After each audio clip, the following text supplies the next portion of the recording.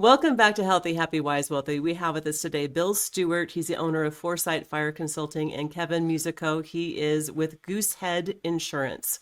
So, what does fire and insurance have to do with each other? So much, and I think we're waking up to that. So, before we dive in, we're in the Reno area, and of course, the Hawk Fire is going, and there's so much anxiety around that in our community right now, and we've had just fires nonstop. So we have a podcast sponsor, Mindy, Mindii. They are an IT company and they help businesses with everything on the background of your website, keeping your data safe and all kinds of stuff like that. So we're going to dive in. Bill, can you just tell us a little bit about yourself? I know you were a fire captain forever for maybe it seems like forever before starting this. So tell us a little bit about what you do and then we'll jump to Kevin. Yeah, thanks, Mary. Appreciate you inviting us. So my name is Bill Steward. I'm the owner of Foresight Fire Consulting, consulting business that specializes in prevention and education and mitigation for fires, both externally around your property and internally. Um, Spent 25 years in the public service. Spent 5 years as a fire captain here in Reno, Nevada, with Truckee Meadows Fire. I also spent 3 years in Truckee, California as a fire prevention specialist. So fire is very important to me. It's very passionate of mine. And the biggest thing is that, 3 years ago, I started my company because I saw a need for education and prevention, as we're seeing now in the Reno area above the foothills in Somerset. The Hawk Fire is already consumed probably close to 15 to 20,000 acres. And before that, we've had the Bug Fire and the Stallion Fire and the Fred's Fire. And we've had multiple fires within our area just within the last month. And so this is not something that's out of the ordinary, but to have these many fires here locally in such dramatic fashion with the winds and the temperatures and the dry fuels, that all combines to have a catastrophic effect. And so that's why I'm trying to get out to as many people as possible to educate them, to let them know what they need to do in case they have to be evacuated, as close to 60,000 people are already out of their homes right now. No power, and it's just something that people need to be aware of. And so that's why I appreciate you inviting us onto this podcast to get the information not only out to here locally, but also to international. This fire problem is not just here in North America, it's throughout the world. It really is. And we're going to dive into that more. Kevin, can you introduce yourself for us? Sure. My name's Kevin Musico. I'm the co-owner of Goosehead Insurance, the Musico Agency. I own it with my wife. Um, my background's a little different. I came from a very diverse background of owning businesses and spent a long time doing risk and operational management for companies that were going defunct, international large public companies. So I got introduced to kind of risk management at a very large scale, managing real estate portfolios that were multinational, all over North America. And over time decided, well, let me get into helping more of the grassroots and getting closer to the consumer, and opened up an insurance brokerage with my wife. And we are a full service brokerage, which means we work for the client, not an insurance company. We have more than 80 carriers. We are we cover all kinds of lines. I mean, today we're going to be talking about homeowners and people that have property, but we do all kinds of insurance. And I met Bill a few years ago, uh, discovered he had a passion about fire, and I learned a few things from him. And then together we decided, wait a minute, he does the defensible space and education on trying to prevent stuff. I'm very knowledgeable on how that applies to the insurance world and the consumer. And we found out that 1 + 1 = 3, and we started teaching courses and doing education sessions all around the area. And that brought us here today when we have fires and people that are interested in learning more, they give us a Yeah. call or they come to us, and we're here to help. Yeah. And I met you guys a couple years ago, so and you've been trying to get the word out more about this for a while, and I very much appreciate that. I know Reno and Tahoe, so I'm like, as you guys know, I'm somewhat new to this area, so it is so much of the forest of the Sierra Mountains, and in Tahoe is right here. Truckee, you mentioned Truckee, California, which is also really close. So Right. just anyone who doesn't know this area, so Truckee is less an hour or less, and so is Tahoe from where we are in Reno. But we're in a basin, and it is definitely a desert. Yes. So you get that super dry conditions along with actually having a lot of forest right next to us that can, certainly be things that people in Reno are fire conscious, worried about fire. And it does seem like, from what I'm hearing, it seems like it has gotten worse.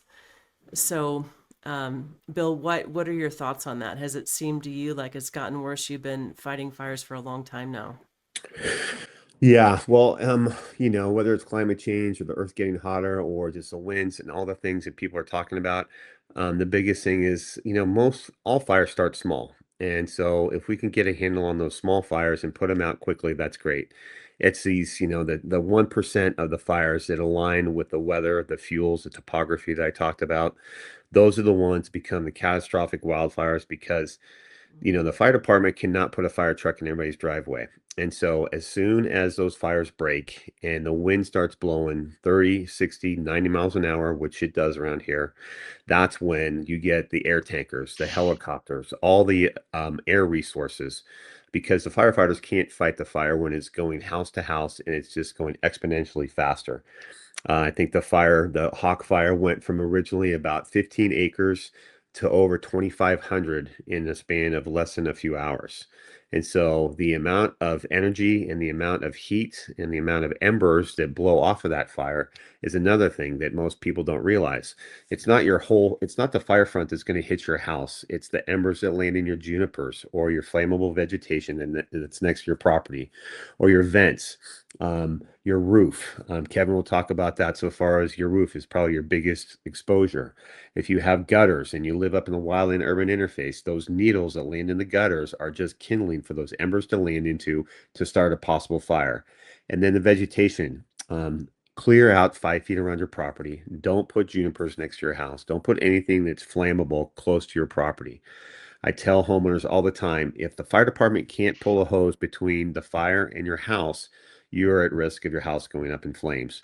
A lot of the homes that are built into the forest, the wildland urban interface, or WUI is what we call it.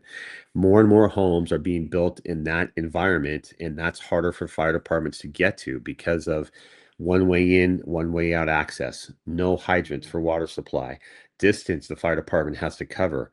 All these things add up. And as soon as those fires start, it's just a domino effect. So, yes, it's getting worse. We are seeing more and more fires. Kevin's going to talk about how the amount of insurance claims have gone up exponentially so far as the billion-dollar events. There's all kinds of things we can do ahead of time to make sure that we don't lose more communities. That goes back to personal responsibility. I said it the other night at the Arrow Creek HOA meeting. We all have to do something. Make sure you have defensible space around your property. Make sure your home is hardened. Make sure your vents are at least 1/16 of an inch. Clean out your gutters. Make sure your vegetation's removed around your property. Make sure if you do live in those rural areas that you have good address signs at the end of your dirt road, or how does the fire department find you? All these things add up to making sure that you're going to be able to survive a wildfire. And then self-resiliency. You got to be able to handle things on your own if you're going to live out in the middle of the forest and live 20, 30, 40 minutes away from the fire department. Making sure you clear all your brush, making sure you have a water supply, making sure you do your due diligence to make sure that when the fire department does show up, they don't go by your house and say, hey, I'm not putting my crew at risk to go in there to fight a fire to possibly take my life, and not because the homeowner has not done their due diligence. So yeah, the weather, the fuels, the building environments, all those things are getting worse. And so we just got to get out and be more proactive, like doing things like this and educating people so they're prepared. Yeah. So, Kevin, I know a lot of families had lost insurance on their homes because of the increased risk. So tell me about that and what they can do about it. Yeah, well, so let me back up and give you two perspectives. One, let me explain kind of, remind all of your viewers that insurance and the insurance industry is a business, and they have to evaluate risks and competing and pricing and what they're doing in a market based on the expense of that. And Bill mentioned, kind of the billion-dollar events, kind of understanding the evolution of where the environmental impacts in terms of risk come from. A couple decades ago, across the United States, we had a handful of what they call billion-dollar events. FEMA tracks all of the major events: wildfires, hurricanes, storms, all of those kinds of events, and they add up the exposure, like what damage was occurred. And when they reach $1 billion from that one event, they count it as one. Years ago, started tracking it back in the 1980s, all the way up into the mid to late 2010s, 2020s, we were getting maybe $3 to $5 billion events in a year. Today, in the last few years, every year we're averaging somewhere between 25 and $30 billion events each year. Jeez. Now, it's huge. And here's the other piece. That doesn't count the $900 million event that just doesn't get counted. So when the industry looks up and says, wow, it's getting harder to compete, I've got to go in and decide I'm not going to insure this person or I'm not going to renew it, it's not personal. It's something they're looking up and saying, the costs of this are real expensive. The risks at that particular property are too extreme for our appetite. So that's one major effect. What that did was cause what's called reinsurance, the insurance company for the insurance carrier, to reevaluate how they insure the State Farms and the Progressives and the Mercuries and all of the companies out there. And they changed their formula, which made it more expensive for your insurance carrier, whoever you happen to use. And that kind of caused a domino effect. That created an environment where a lot of carriers are saying, you know what, we have to adjust our pricing. That's why it's getting more expensive. We have to adjust where we're insuring because that place is too risky for our risk pool. We have too much insured there. We have to limit how much more we add. So you start putting all that together, and that changed the kind of the environment. So now let's kind of drill it down to every day, to everybody that's watching. You have insurance and you look up and you say, well, I don't understand. Why is my insurance hard to get? Well, the insurance companies are looking at a few things today that 5 years ago they didn't look at near as close. Some of those things are, Bill mentioned, what's called, that zone 0 to 5 feet from your structure.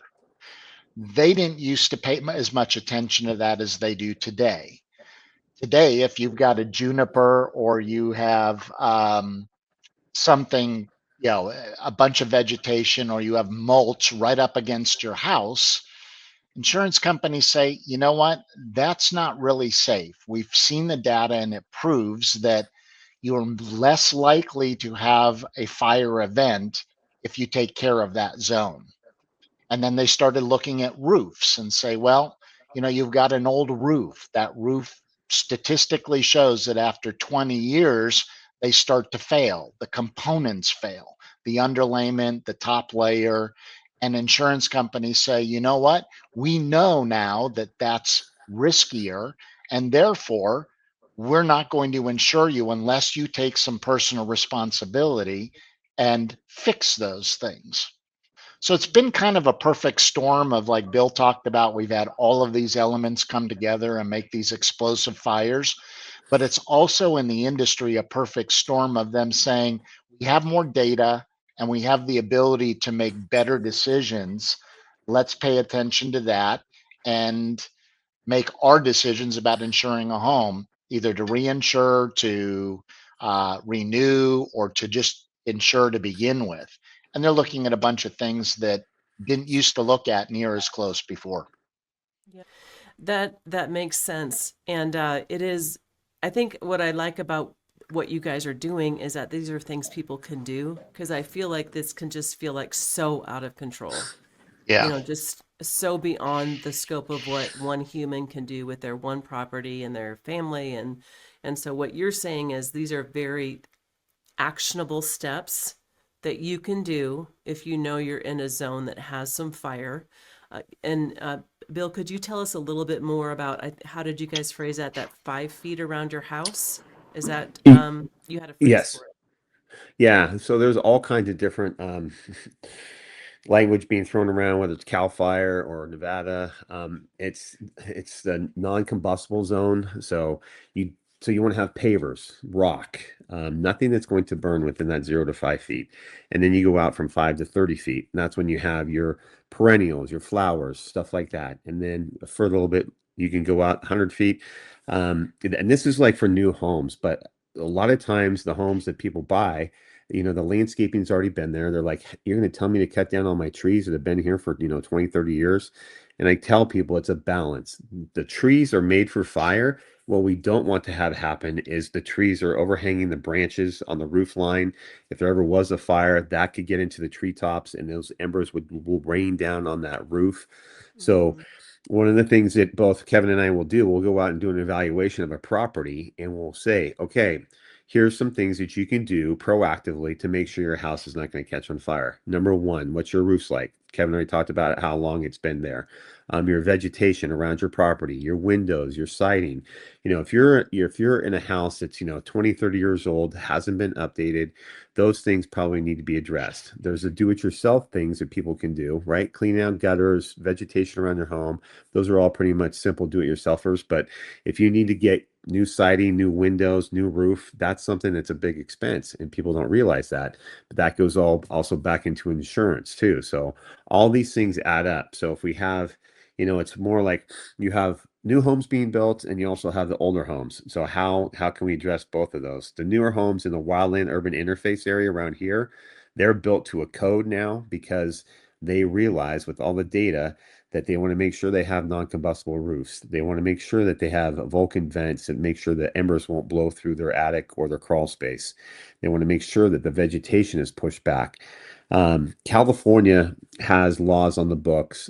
Public Resource Code 4291 states you have to have defensible space within that 0 to 5 feet, and they're becoming more and more stringent on what that means. And they don't have the inspectors that go out and inspect all these houses. So they're trying to make sure that when the fire does come, it gives the firefighters a fighting chance to make sure they save that property. So it all goes back to the zones. And if you go to nfpa.org, you can pull up the information and see that. So that's something you can possibly put at the end of this podcast. And there's all kinds of links we can share with you so far as, there's an app, Watch Duty, that people probably should get and put on their phones. I'm using it all the time. That shows you where the perimeter is so far as the evacuation and how many people are going to be evacuated. It shows where the fire's going. It can give you wind direction. It gives you relative humidity. It's a great app for people, not only here in Nevada, but throughout the United States. So yeah, it's just, I always go back to do something, because if everybody takes ownership of their property, even if it's a vacant lot, a lot of HOAs have vacant lots and people just sit on for investment reasons, and then they become overgrown. And that could be the weak link that takes out that whole community, because that person decided, oh, I'm not going to touch it. That's going to cost me money. I'm just sitting on it until the real estate, goes up. So all these things are so many different things to make sure that we have the right resources and the right education to let people know. And then your evacuation and knowing what to do in case you do get evacuated. How do you get out of your house if the power goes out? Opening up your garage door with the pull lever that's above your garage. All these little things add up, because as history has shown us, there's fatalities due to people not being prepared, educated, and being able to handle things when the fire's looking at their back door. Resource you can look at too. It's called alert fire alert cameras that you can type into your computer, and there's real-time computers you can actually look and see what the fire is doing. Alert wildfires, I think the website, but if you just type in fire cameras Reno, it should come up, and you can click on different cameras and will show you the view of that camera. And then that gives people a little bit more information. We live in such a technological advanced society right now. We have apps, we have cameras, we have, helicopters and firefighting equipment, but still, like I said, when it's still blowing 60 miles an hour and the fire starts, it's like, there's not a whole lot the fire department can do except for get people out of harm's way, try to figure out where it's going, make sure people are out of the way, and then do their best to anchor, flank, and pinch. That's your basic fire 101 right there. Yeah. Yeah. Say that one more time. Anchor. Say it one more time. Anchor is what the firefighters do. That's making sure you have a strong anchor point. That means so wherever the fire starts, it usually goes in a V pattern, depending Okay. upon the fuels and the terrain. So you get a good anchor point, just like the military. You don't want to be outflanked by the fire. So you get a great anchor point, something that's not going to come back around and burn you, and then you flank it. So you take the left flank or the right flank, and you basically, whether you go direct, that means right on the fire's edge, or indirect, which is kind of outside the fire's edge, trying to use natural terrain and topography to help box it in. And then you pinch it off at the top. So you anchor it, you pinch it, or you flank it and you pinch it off. And that's try to put the fire in a box and making sure it doesn't go escape that box. But as the wind does and the embers blow over that containment line or the slurry line or all the things that the firefighters are trying to do ahead of time, the dozer line, the wet line, all the things that firefighters have done for years. um, the tactics obviously sometimes don't work out the way they should just because of the weather, and the wind has a huge part of that. Okay. Can you Yeah. tell us a little bit more? I just want to know the dozer line and the wet line. What is that exactly? So a dozer is obviously, a large dozer that will create. So you want to eliminate the fuel from the fire. So if you have terrain where you can use a dozer, they'll put a dozer line in, and the dozer can go direct right along the fire's edge and remove a lot of that fuel that's continuing to let the fire burn. So once the dozer puts that dozer line in, it's, usually they put two, three, four, five blades wide, like they're putting in a freeway next to the fire's edge to make sure that it takes away all that fuel. And then the fire department can come in with the engines and work with that and put the wet line in. That's basically using water or foam as well. And that puts out the smoldering hot spots. So if a fire is still hot and those embers jump over that dozer line, hopefully it's made a wide enough path so that doesn't happen. And so that's the difference between a dozer line and a wet line. So putting down water or foam, making sure that it's cold. I mean, that's one of the things that we teach firefighters in our firefighter 101 classes. Like when you're cold trailing a fire, you put the back of your hand towards the fire and see if it's still hot. Because those fires can smolder for days or sometimes weeks. I mean, Alaska, it's crazy. The fire will actually go underneath the permafrost and burn for weeks or months, and they won't even know it. Fire is amazing. I mean, once you get really geeked out about this stuff and learn all about the way that fire behaves, it's crazy. It's like anything though, but there's only a couple ways to take care of it. It's either smother it, remove the oxygen, or cool it down. And so those are the two avenues that we usually use the most. Okay. So smother it or cool it down. Yep. Uh, yeah. So Kevin, back to you. What are insurance companies? Is there a specific list they look for if they're going to Yeah. reinsure a house with some of these things Bill just mentioned? Yeah. So let's start by taking the position that everybody, homeowner, insurance company, Bill, me, we all would like to see that you don't have to use your insurance because your home doesn't burn. And that if you start thinking about your insurance and insuring your home with that kind of tucked in the back of your head, you can see very clearly what the insurance companies are looking at. So they're looking up at a handful of things in general, and this applies anywhere. We're licensed in 7 states. We deal with this in California and Arizona and Idaho and everywhere. And it applies anywhere globally. You want to look at the systems in your house. The systems really dictate is something going to fail in that home? So insurance companies look at the roof. They look at what it's made of. They look at how old it is. They look at the condition of that material. So shake roofs used to be very popular decades ago. Now, no insurance company wants to insure a shake roof. Why? Yeah. Because it's essentially dried wood and Yeah. an ember lands on the roof and it catches on fire. So they look up and say, if you take care of those systems and make sure they're non-combustible or are new enough and in good enough condition, that's a plus. Mhm. They look at generally four systems. They're looking at the roof, they're looking at plumbing, they're looking at your electrical system and what can contribute to sparks and things there. And they're looking at kind of your HVAC, your heating system. Those all insurance companies look at. But today they've taken it a step further with what the stuff that Bill does, and they're looking at the defensible space. And we tend to equate that to wildfire. Like, oh, well, I don't live in a wildfire zone, so I don't need to worry about it. Well, I'm going to give you an example. And we had a year and a half ago, we had the Palisades and Eaton fires in Southern California. Those fires redefined how insurance is really evaluating um, fire risk. And they also, it looked up and said, wow, there's something called conflagration. That's where uh, a house will catch on fire and it heats up so hot it catches the next house on fire and then the next one. And it's kind of a domino effect with fire. Well, ever thought a city would burn.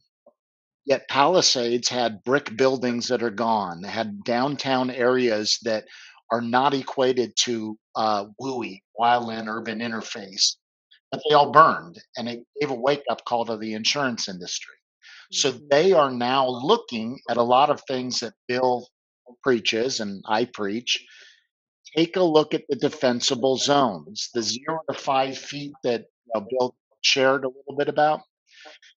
There's a company out there called IBHS. They do analysis of environmental impacts and they provide that data to the insurance industry. And what they found is that if you take care of those zones as prescribed, like Bill audits for and shares so people can do themselves, Yeah. you have up to almost an 80% less chance of your home catching on fire if you do those few things. Now, most people think, oh, I can't afford it. It's too much. Well, I got news for you. It's probably a couple $1,000 and you can save your half a million or $1 million home with a very small investment and a little bit of effort. Hmm. So they're all looking at those things. They're looking at the vents on your home. They didn't look at before. Today they look at it. They're looking at the 0 to 5 foot zone. Do you have combustible plants or trees? They're looking, do you have trees that overhang your roof line? There's simple things that they're looking at, but if you take care of them, you one become more insurable. They like insuring a home that's taking care of those things. They don't like insuring homes that people don't, Mhm. and reduce the risk. Um, Bill talks about his passion. I don't think he can put in words how passionate is he about it. I've seen him go through neighborhoods. I see him get so frustrated. And please just do this one thing. I'm telling you, it'll help. Yeah. Um, you know, it's little things like that that the insurance company looks at. It's not expensive, yet it really changes your insurability and the chances of you being canceled. Now, it's not going to apply everywhere. There are some areas that insurance companies just flat out look up and say, you know what? We insure too much in that zip code or that neighborhood. We just won't insure you, but there may be somebody else that does. There's a lot of insurance companies. Um, Today, yours may have canceled you, but go to a broker, and that broker may have another option that is willing to insure because they don't have very much insured there and they're willing to take that risk. So, there are things, if you take Bill's list and it's a small one. He does audits. If you're local in Reno, give him a call. He can kind of do a walkthrough and show you what has to happen. And you look after the handful of things that the insurance companies are concerned about, the chances of you having a better experience with your insurance and the chances of you not having to use insurance are exponentially increased. Yeah, and that's good news because I would say again that it does feel like this is such a huge problem that's beyond us, and are is the government doing the right thing? And like what is the earth getting too hot? And all these things that we have no control over. Which way is Right. the wind blowing? Right. No control over this. Right. We don't have control like this. This fire is man-made. The Hawk fire is man-made. So we have no control over so much of this.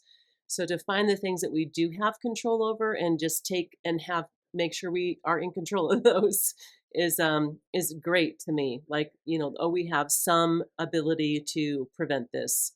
Feels like really good news. Um, Yes.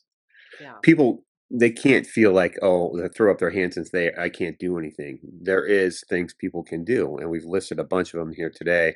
One of the things I wanted to make sure that people know is like Kevin is very humble too, and he does so much more than your local agent so far as insurance is concerned. He's gotten insurance for people that have been denied for months. He will dig into people's policies and talk to different carriers and do a lot more homework and digging in to people's personal property to make sure he can find them insurance. So I just want people to know that because, State Farm farmers, those guys, they sit behind a desk and they just write policies all day long.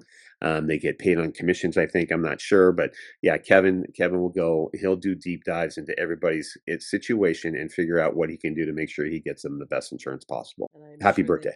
yeah. Thanks. Is it your birthday? Because it is your Yeah, birthday. today's my birthday. Yes. Happy birthday. Yeah. Well, I was just going to ask some more detailed questions because I know you guys Yeah. talk about this all day long, but I've heard a little bit from you guys, but I just want to make sure that it's like clear. If it's clear to me, then hopefully it's clear to everyone. So a question on the trees. So you're Yes. saying trees are fine as long as they're not overhanging, they're not within the 5 feet, and they're not overhanging the roof. Correct. Yes. Okay. A lot of insurance companies will say if they go by, and now insurance companies are actually having people go out and do things that I do and look at these properties and go, hey, we're not touching that property. It's got, multiple Jeffrey pines hanging over the roof line. All those pine needles are dropping onto their gutters or into their roofs or into their, waterways for the water to run off. That's something that they won't touch. So the trees, um, yeah, it's tough because a lot of people, like up in Incline Village, I mean, that whole area is in the forest. And so, Right. and those are very mature trees, and it's very expensive to take out trees. So, making sure that at the very minimum, they keep the tree branches cut back from the roof line. They've done all the due diligence. And then when they are building new homes, when they plant those trees, they're far enough away that those branches will not encroach upon the roof line. And different species of trees burn differently too. So, you know, um, but if you go through the forest, it's you don't want to have a bunch of matchsticks like the Davis Creek fire.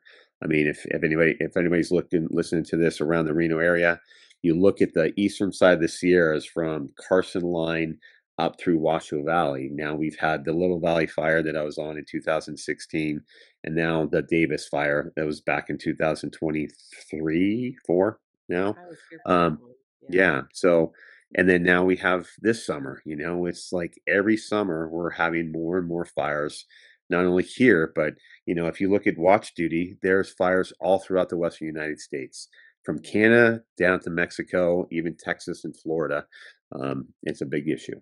And it Let me add to what happens. Bill was saying about the trees and that everybody has somebody to look. Historically, insurance companies would, after you get a new policy, whether you're renewing one, you have an existing house, or you're brand new, you just bought, they used to spot inspect. You wouldn't really have somebody come to the house and actually inspect from the insurance company. Today, every company does it. And Bill's correct. What they do is that they're not going through with a fine tooth comb of your home, but they're driving by to make sure that what you said you were insuring and the condition it's in is really what they're truly insuring. So they're pulling by, driving up to the house. They'll walk around the exterior, but they're looking at, do you have trees? Are the trees too close? Are the branches too close to the roof? So, Bill brought up, what if you live up in the forest and there's trees everywhere? Insurance companies understand, they're practical. They're not looking up and saying you can't have any tree within 100 feet of the house. But what they are doing is saying, are the tree branches trimmed up high enough if a branch is overhanging any part of the roof line that it doesn't pose a risk? So they're making sure about that. So very easy for a homeowner today to go see if somebody were to drive by my house, would they say my house is at risk and say they're not going to renew? Well, go look. You got a branch that's kind of growing over the tree, over the edge of your roof line. Trim back that branch. Just cut the branch off. You don't have to take the tree all the way out. If you have bushes and shrubs that are growing up and they're touching your house, probably not a good thing. Trim it back, pull it out. Um, it's little things like that. But every insurance company is sending somebody out to inspect, and not to put fear with everybody. But the way the industry works, insurance companies have this kind of this grace period to go do that evaluation and decide, is that policy correct? And is that policy something that we want? And did the person being insured, were they honest with us?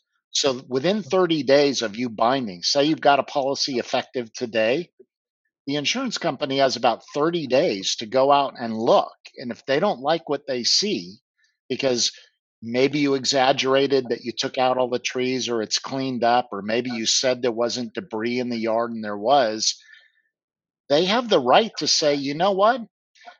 That's not what you said it was. We're not honoring that. We're canceling your policy. And that happens with captives where you call up, Bill mentioned, oh, yeah, they sit behind the desk, they write the policy. An underwriter back in Illinois is going to do the underwriting. And it's that grace period after you get your policy that they go check. Well, if they go find out that it's not exactly as presented, they cancel it. That's why you want to make sure that when you're talking to a broker or talking to an agent, be as honest and forthright as you can. Don't exaggerate because you say, well, I think that the roof is 7 years old when you know it's not.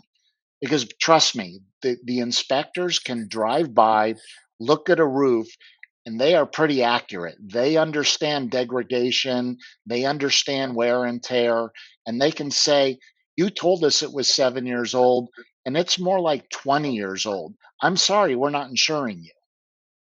Or we're going to require that you replace that roof. So, very important to understand that somebody is looking, and they're very simple steps to make sure you stay in an insurable status. Yeah, and I would tag onto that too. A lot of people don't even realize, they bought their home like me. I bought my house 10 years ago. Have I looked at my insurance policy? Yes, because I'm good friends with Kevin and I understand it.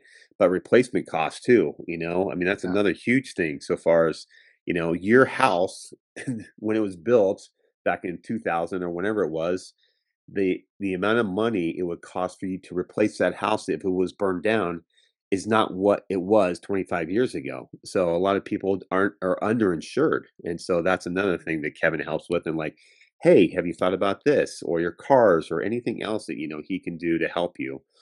That's something that people don't realize. And then they're fighting with the insurance company for years about and documentation, right, Kevin? Right, taking pictures Yep. of your valuables and making sure you have a good record of things, and yeah, and being honest and not trying to you know have insurance companies pay for things that you don't own or aren't telling the truth on.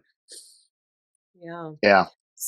Just out of curiosity, is there what if you guys were replacing your roof and you're living in a fire zone? What would you use? What would you recommend? Metal. Metal? But it Yep. costs a lot more money. Met, Yeah. metal or tile, Yeah. concrete or ceramic tile. It's so some stats: asphalt shingle roofs, what we all kind of most houses have. Yeah. That's about probably 80% of the roofs in America have asphalt shingle.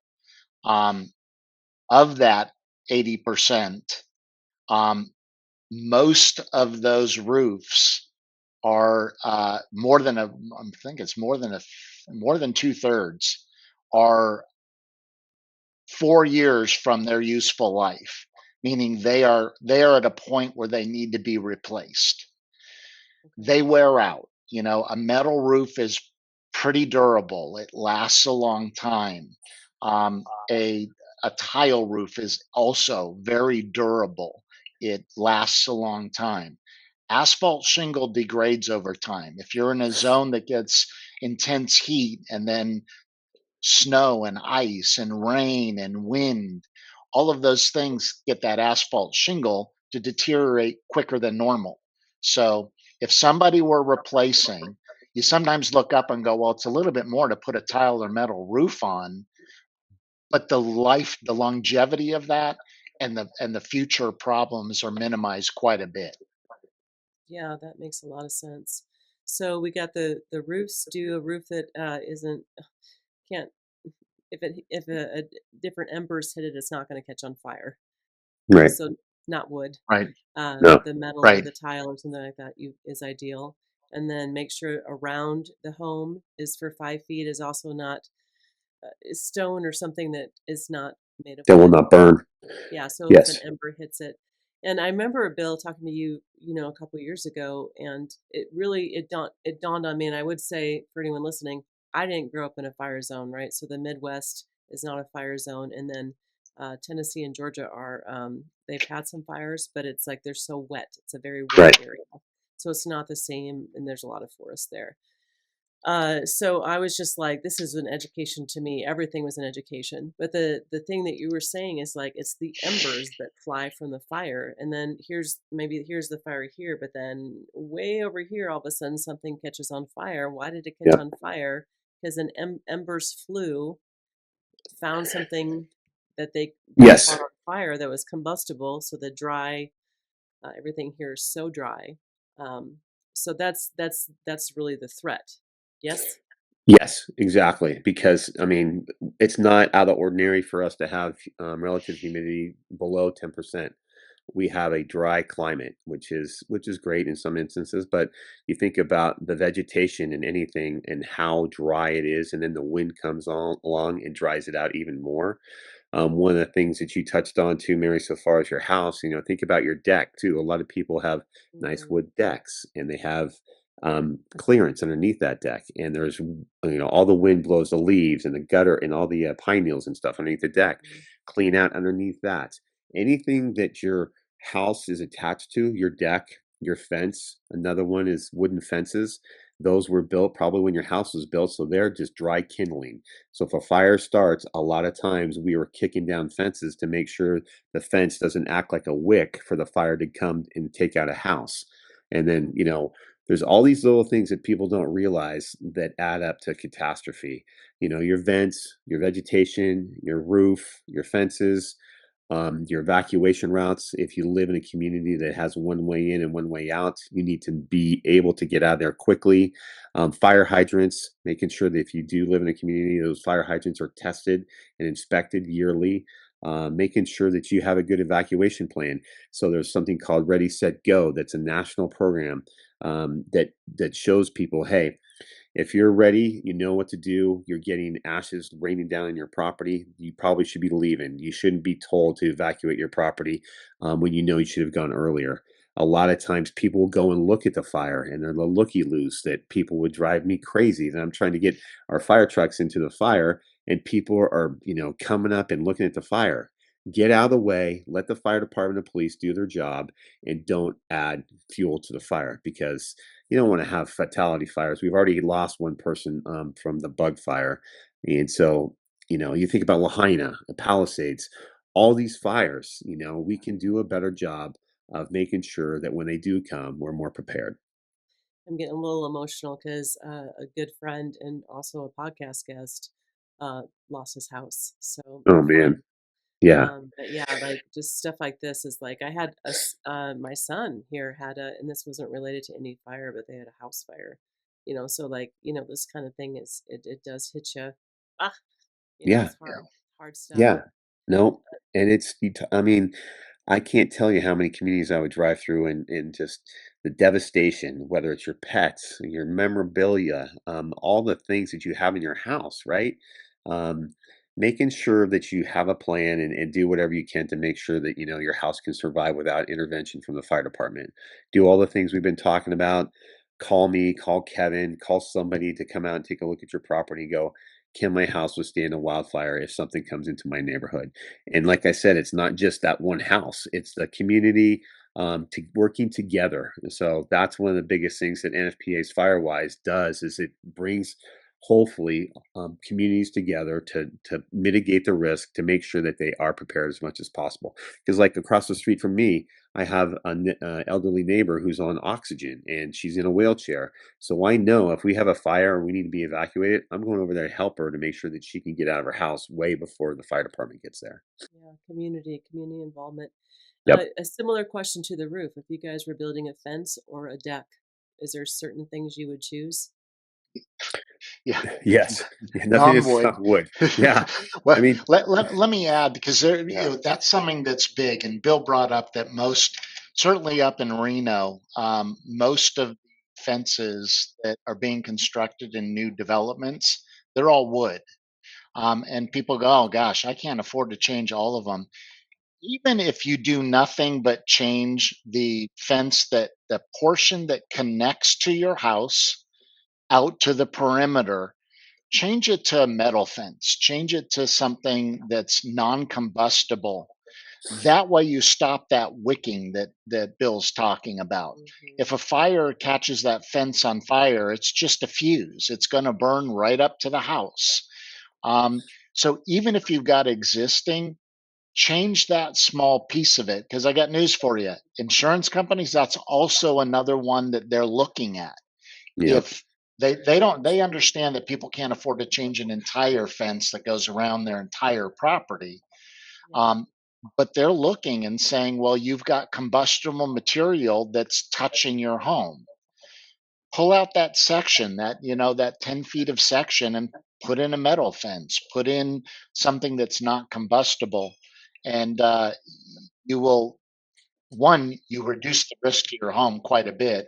And two, you just took one of the things off of the insurance checklist that counts against. Yeah. That's good advice. Yeah. Yeah. Any thoughts on that, Bill? Any other Yeah. thoughts? No, I mean, you have to take a very overview of your property and also your neighbor too because you know I get calls all the time like, oh, my neighbor. I'm like, okay, well, let's start with you first and see what's going on at your property, and then talk to your neighbors. And that's one of the things. It's like the society we live in, we always want to blame somebody, and that's not the way to do things. And hopefully it's getting to know your neighbors. So yeah, in my community, I live in an HOA. That's another whole topic of discussion. HOAs have certain rules and regulations. They have architectural review committees that you can only allow certain plants or certain vegetation within your community. Um, but so far as taking a look at your whole property, you start with the roof, and this is really good. I mean, Kevin and I have been talking to realtors too. When I was at Truckee Fire, we started a program that would go out, and whenever you sold a property, whether it's real property or a vacant lot, you would have a fire inspection done. And now it's throughout the state of California. So whenever you sell or buy property in California, the fire department will come out and do an evaluation, and that goes into your escrow papers. And so that's something that real estate agents will talk to the buyer or the seller, depending upon which end of the spectrum you're on, and they'll say, yes, we had an inspection done.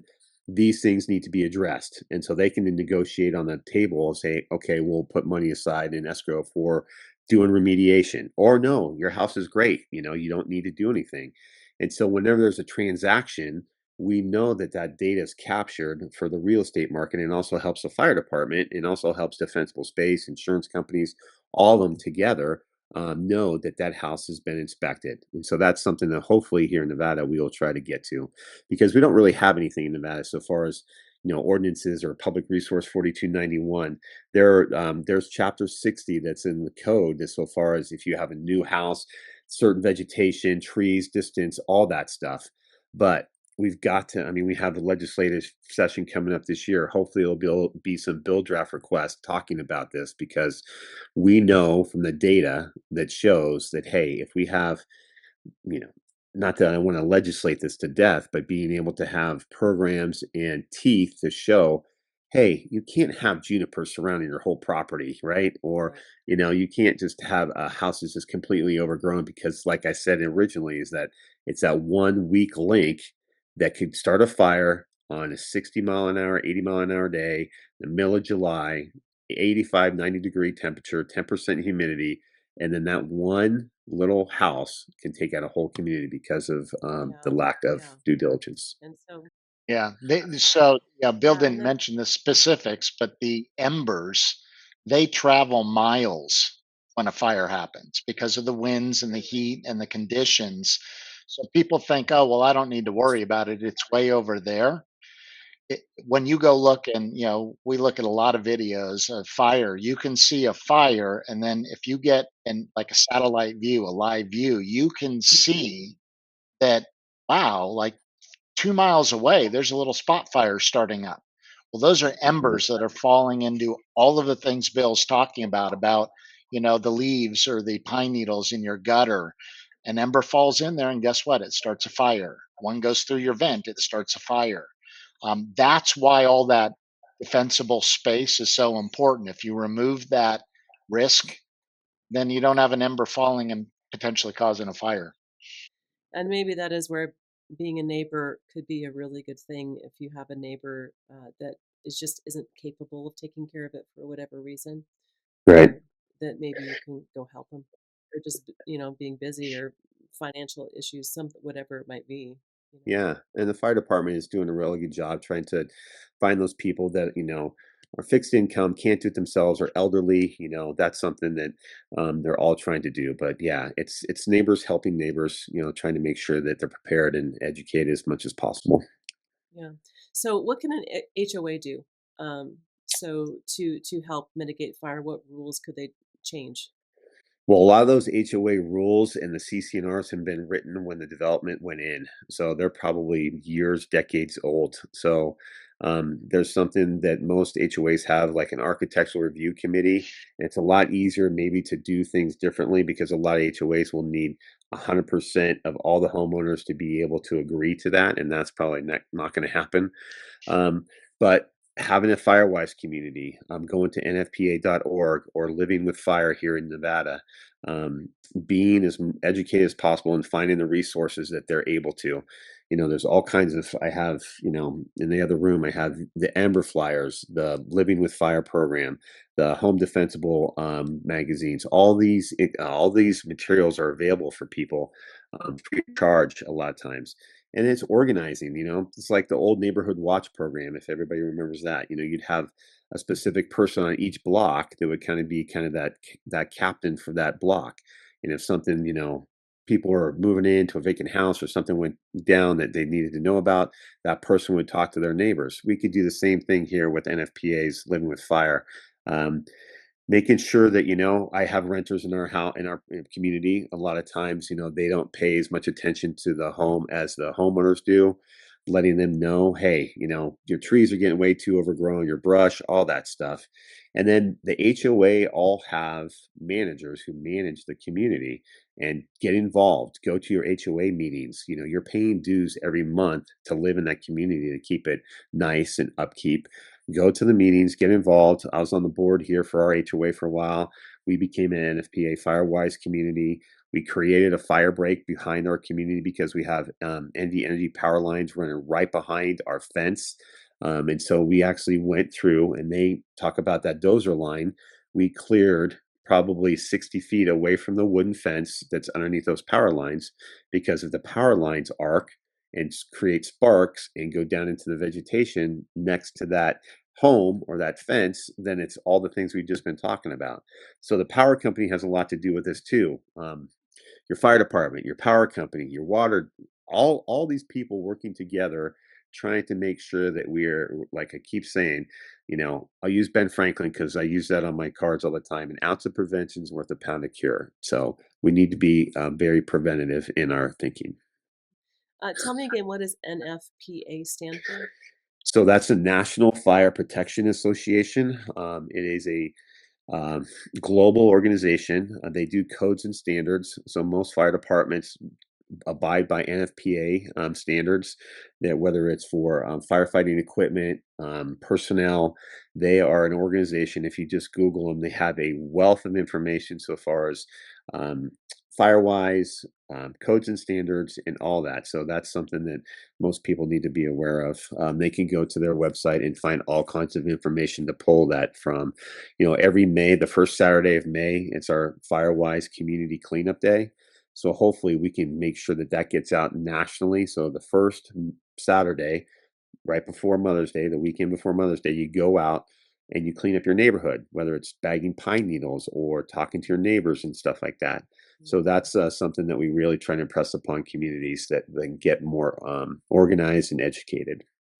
Kevin, do you know of anything that insurance-wise with an HOA that they would be looking at or to benefit or detract? Yeah, so HOAs are kind of an interesting animal in the insurance world. Um, Most HOAs have what's called a master policy that covers common areas, and it has a bunch of things that it does outside of your homeowner's policy. Um, when you live in a condo, for example, insurance companies are starting to pay a lot more attention to the home master policies and what they're covering. And in particular, they look at, the retention accounts for those HOAs to take care of problems.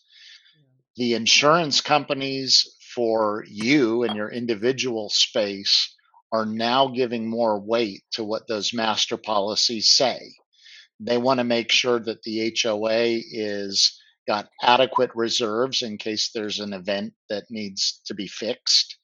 And they take a look, and you as a homeowner ought to know what are the coverages and deductibles on that HOA, and what happens if I happen to be impacted by some sort of claimable event in my unit or my home. Do I have a portion of that policy that I'm responsible for, the deductible? Most people don't realize that those deductibles can be $50,000 or more. And if let's say you and one other neighbor are only impacted, and it's a claimable event on that HOA policy, well, guess who they're hitting up for that deductible? um, it starts to intertwine quite a bit more.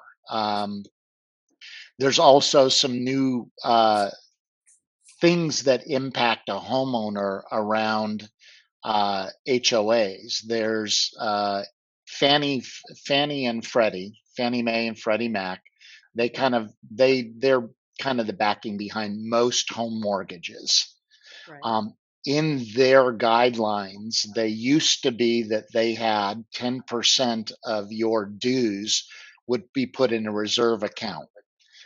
In January of 27, they're changing that and requiring it to be 15%. And there's some math and some technical parts of how that works, that it's not a hard and fast, but an HOA needs to be aware of it. Now, why does it matter for an individual and a homeowner? If you want to go sell your home and you're in an HOA that doesn't meet that requirement, you may not be able to the person buying your house may not be able to get a mortgage. And now all of a sudden your home value goes down because it's not sellable. And it's something that when you're looking at your home, you're looking at your coverages, you need to also consider, well, what does my HOA cover? How does my policy work with that HOA? And are we in compliance that I might be inadvertently affected? So it's important. It's not anything that you have to get crazy about, but stay informed, understand what the HOA policy is, understand what their regulations and rules and guidelines are, because that could help you. If you aren't keeping up and the HOA requires you to do some sort of landscape maintenance and you don't keep that up, well, guess what? Their insurance is going to be aware of it. Your insurance is going to be aware of it. And that HOA now is impacting your personal property much more directly. Yeah. And that also means individual people. I know when I had HOAs, I did not want to take the time to be on the board or go to meetings always. But I Right. feel like it is becoming more and more critical. Yeah. And to do that, just to make sure that things are running the way they're supposed to and it's legal. And yeah, I had the last place in Atlanta. There were so many issues with who was Yeah. running the HOA. And that's outside Yeah. the scope of what we're talking about, but it also is within the scope of, that's another thing you can do that is within your Within your ability to power. do, Yeah. is to go be aware of what's happening, because your community is your shared space. So there is, of course, is that got to be aware of Yes. Yep. Yeah. So Because those people turn over, they have elections every year sometimes. And so yeah. you gotta, and if those people have agendas or if they, have a reason why they want to get on the board, um, they can be political, like everything. Yeah, yeah. Or if they're not managing money, if there's some issue with someone's stealing money or whatever it is, that's also going to affect Yes. if there's a fire. So Yep. being aware of the community is certainly a huge thing. Yeah. Do you think HOAs have an ability to get more fire hydrants? Is that something within their power or not? No, so fire hydrants, those go in long before the buildings go up. All the Okay. dirt work and the grading and the fire hydrants and the electrical, and that's something too. PG&E is now, obviously on the hook for a lot of fires over the past few years. And instead of having above ground lines, they're putting lines underground. It's a lot more expensive. It's like 10 times the amount that it would be to run power lines above ground. So Right. fire hydrants, that you can't put more. You can't just go, "Hey, I need more fire hydrants." That those are in place long before the community is developed. But like in the rural areas, a lot of people live out in the, like here for like Red Rock and Gerlach and some of these outlying areas. They don't have fire hydrants. They have volunteer fire departments, and a lot of times they have limited resources and water. And so one of the things I would recommend is that those people out there put up their own standalone water system, whether it's for sprinklers, creating a water curtain when the fire does hit, or to pull water for the fire department to help put out fires around their community. Because I guarantee you, a lot of the areas that were impacted by the Hawk fire, they didn't have fire hydrants. And so we have to bring water tenders, which are big trucks with only water, with, anywhere from 25 to 3,000 gallons of water. And when you have a fire hose spraying 100 gallons a minute, you guys can do the math about how long that water is going to last.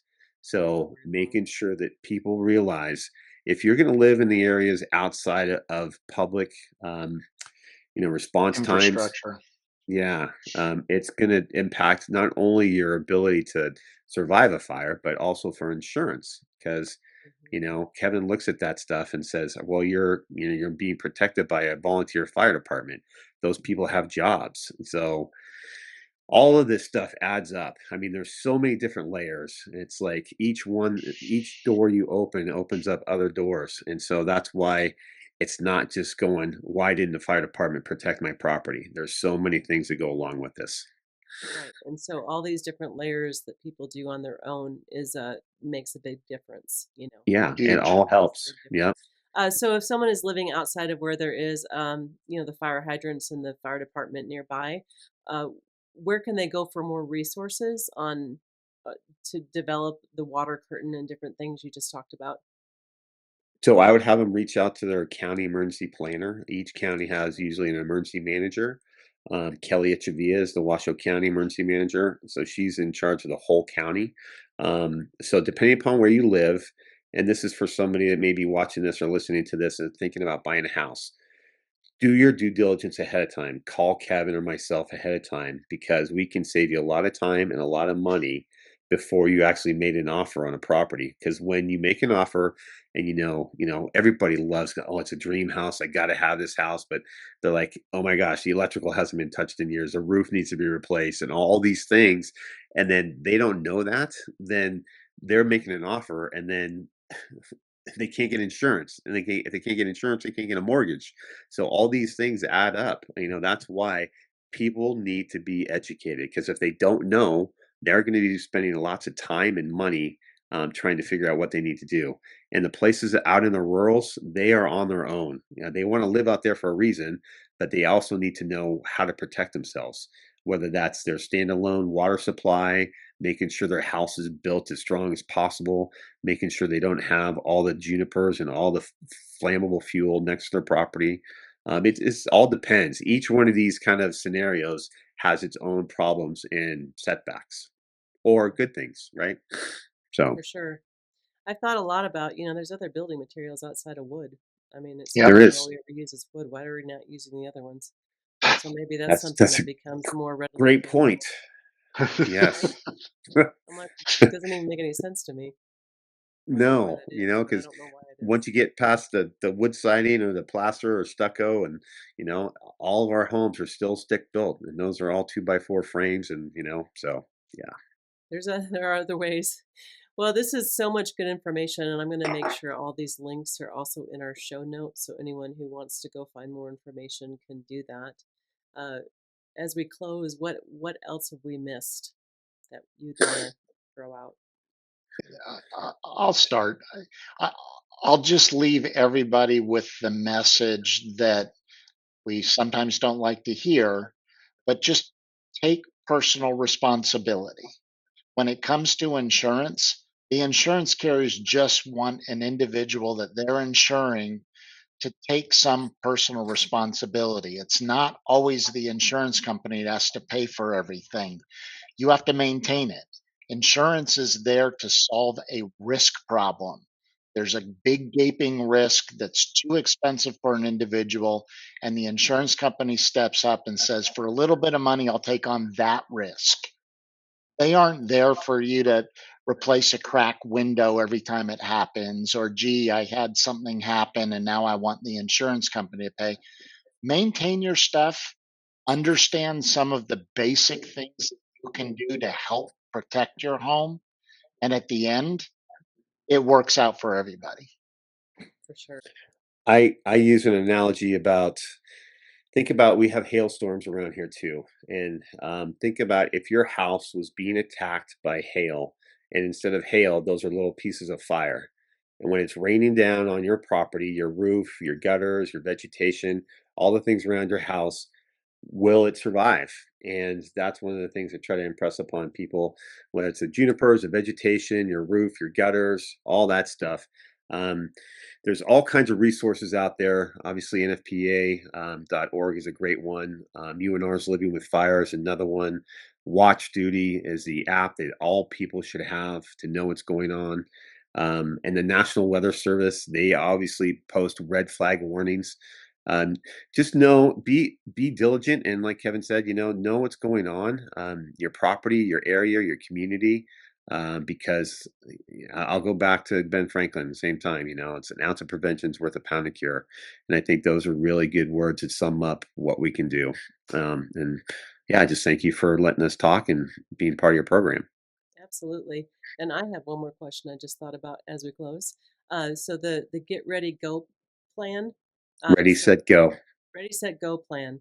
So that is for people that you're in a maybe a more dangerous fire area. What's part of it? What should you be So thinking about? So it's like 3 stages. It goes into evacuation, but it also is a document that a lot of people have throughout their county. We have it here in Washoe County, and it has a check sheet. So that's another thing that UNR does. They have a check sheet of your evacuation, what you need to do. You know, um, having access to a garden hose for the fire department to possibly use to help fill up their fire truck. Making sure their garage door is down, because a lot of people will leave and leave the garage door open. The Ready, Set, Go program is a national program that helps people prepare, and it's a document that you can actually get online, whether it's here in Washoe County. Other places may have, I believe, don't quote me on this, but I believe it's becoming a national program so far as that kind of language. Ready, set, and go. So being ready for fire when it comes, um, being set in your house, making sure you have your food for your dog, your medication, and then when you do need to go, how do you let people know where you're going to be? So, like for here, if I was to be evacuated, everybody knows we'll go down to the Nugget because cell towers will go down. You won't be able to use your cell phones if it's 2 o'clock in the morning, like the Little Valley fire was. People won't know where to go or how to get a hold of them, and then those people are trying to come into an area that's already overrun with chaos and fire and people loading up their horses and everything else. So just have a plan and know the plan and practice your plan. I appreciate that. Thank you guys both for coming on. I so appreciate your time, and enjoy the rest of your day. Thanks, Thank Mary. you. Did you like that? You can watch more episodes here. Subscribe over here. We actually have new episodes with awesome guests every Thursday, so check back in. Is that all?